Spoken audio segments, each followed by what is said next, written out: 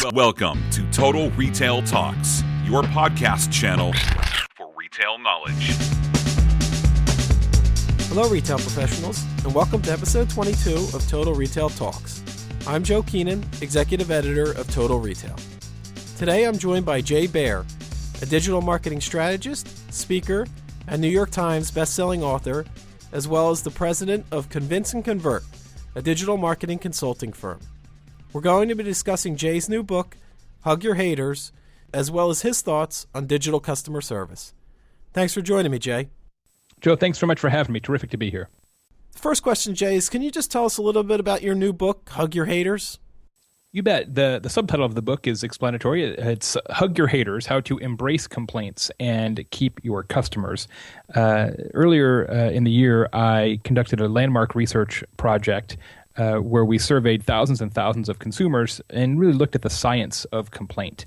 Who complains, where they complain, why they complain, and how. And what we found was pretty remarkable.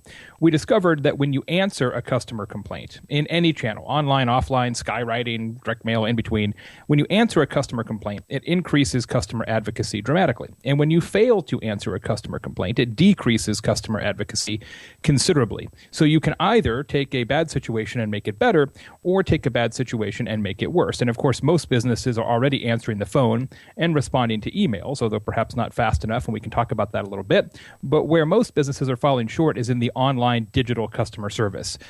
More than a third of all customer complaints online are never answered, and companies are doing so at their own peril. In the book, or at least in my research of the book or the press release I received, that you talked about two types of complainers. Mm-hmm. Can you give a little more color around what those complainers are and then some sort of the traits that are associated with each? You bet. It was really fascinating, and we didn't set out to discover this. It surfaced from the data that there really are two very different types of haters, of complainers. You have what we now call the offstage hater. And offstage haters are customers that complain in legacy offline channels, so mostly telephone and email. And those customers are slightly older, slightly less technology savvy, slightly less social media aware, and they complain a little bit less often on average. The other side of the coin are what we call the on-stage haters, and they're the on-stage haters because they complain in public, social media, review sites like Amazon, Yelp, TripAdvisor, etc., and on discussion boards and forums. They're a little younger, a little more tech-savvy, etc. But the biggest difference is not demographics. The biggest difference is about expectations. So for the offstage haters, the people who complain phone, email, they expect and anticipate a reply from a business at 90% level, right? So 9 out of 10 people who complain offline expect a reply from your business. Conversely, the onstage haters, the people who complain in social media, etc., expect a reply less than half the time.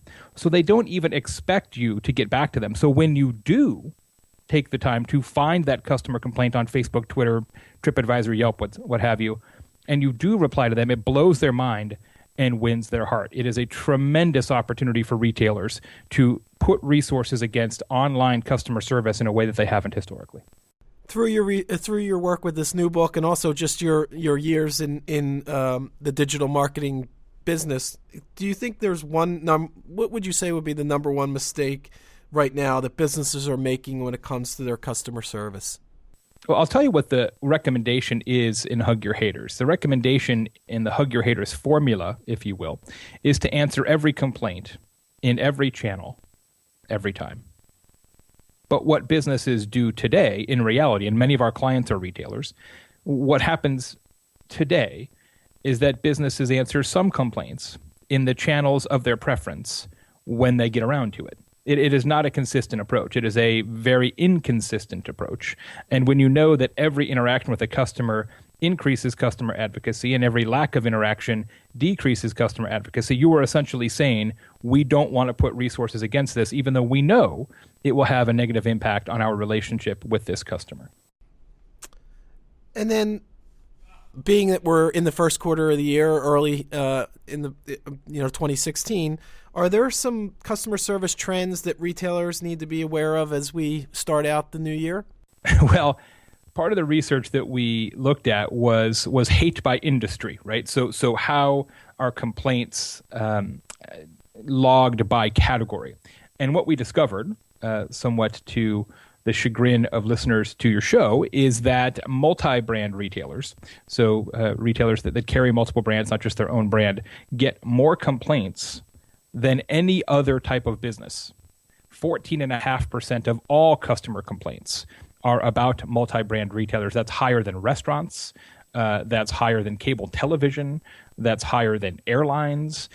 So the volume of complaints is potentially a real challenge for retailers, which I certainly understand. And what I hear on the consulting side of my business, Joe, is, well, we just don't have enough people to answer all those Facebook complaints, et cetera. To which I say, maybe we should go get some more people then. Because there was a point in time, like let's wind back the clock a little bit. There was a point in time, Joe, that we didn't have to answer email at all because email didn't exist. But yet we found a way to make email a major tentpole of our customer contact circumstances. And we have to now do the same thing online. We either need to shift the resources or create the resources.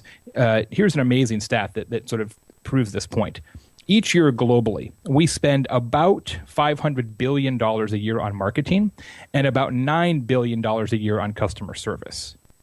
That doesn't actually make a lot of sense because we all know that it makes more sense to keep a customer than to continue to try and get new customers and fill a leaky bucket, as the saying goes. So I think that's the biggest challenge, I think, for retailers going into this year is to say, look, we're going to have to find a way to staff this because the shift is happening really, really quickly. In the UK, in the last year, social media complaints about business increased 800% because customers are figuring out that it's much faster to complain on an app on a smartphone than it is to call and wait on hold. I found it really interesting that multi-brand retailers are logging more customer complaints than what you would think the traditional Right. airline Isn't it industry, restaurants. Any thoughts on why that would be the case? I think multi-brand retailers have a real challenge because you have to handle any complaints that are present about the business per se, but then you also get a lot of complaints against around this entire cacophony of product lines and brands that you don't manufacture, you just retail. And so I think it's more that there's just so many different potential kinks in that chain that just you've got a lot of potential points of failure there, which can be a real challenge. But I'll tell you one of the things that's really interesting is that, as I mentioned earlier, we have come to the point in business where email is a big part of customer contact. But we've got to get better at email too. We think, we know how to do email. In the last year, the average amount of time it takes to get an email back when you email a company has gone up 8 hours. It's now 44 hours on average to get a reply email back from a business. And that's up from 36 hours. And so that's creating a lot of challenges too. And in fact, the industry that's the third most likely industry to get an email complaint is single brand retailers. Consumer goods is first, Amazon is second, and single brand retailers is third. So yes, I absolutely believe that this is the year that we've got to say this isn't a call center. It is a online and offline contact mechanism center. But we can't just say, well, we don't have to do anything about email because we're not great at that either. Yeah, and I'll close with this question, Jay. You've talked about all the different channels that customers can now turn to voice their displeasure with the brand, whether it be email, social media, pick up the phone, via an app. Do you have any advice for our audience of retailers on how they can improve their customer service going forward here? I think a lot of it is being predictive. If you're getting the same question or the same complaint over and over, it probably makes sense to either address that, try and fix that problem. That may or may not be possible, but to take greater measures to prevent that problem from occurring, because obviously there's a pattern there. But I think there's a real opportunity to tie content marketing and customer service together to say, look, we're getting this complaint over and over. Maybe we can explain this with a blog post, with a video, with a podcast, with an infographic, with signage in the store. How can we, knowing that this is a pain point for our customers, how can we run ahead of that and not constantly be in reactive complaint answering mode, but try and message it ahead of time to prevent that stream of complaints from happening. And we're starting to see that more and more and more. Amazon's a good example, right? They have this philosophy, and I talk about them in the book, where they feel like they should never have to answer the same question twice. That every question they get, they need to find a way to answer it in a way that nobody else ever has to ask it again. Obviously, that's an extreme example, but that philosophy, I think, is quite interesting. Jay, can you just give our audience some info on your new book? When will it be available? How can they find it? Thanks so much. The book is called Hug Your Haters, published by Penguin Portfolio. HugYourHaters.com is the main book website. Special offers there, courses, Facebook group for people who are interested in these kind of themes, etc. And then you'll also be able to find the book when it comes out on March 1st, everywhere that books are available, bookstores, online, audiobook, etc. Well, great. I want to take this opportunity to thank Jay Baer for his time. Also want to thank our audience for listening to this episode of Total Retail Talks. Please check out our podcast channel page, mytotalretail.com/podcasts, for show notes. Total Retail Talks is available on iTunes and Stitcher. Lastly, please follow us on Twitter at MyTotalRetail or on Facebook at facebook.com/MyTotalRetail.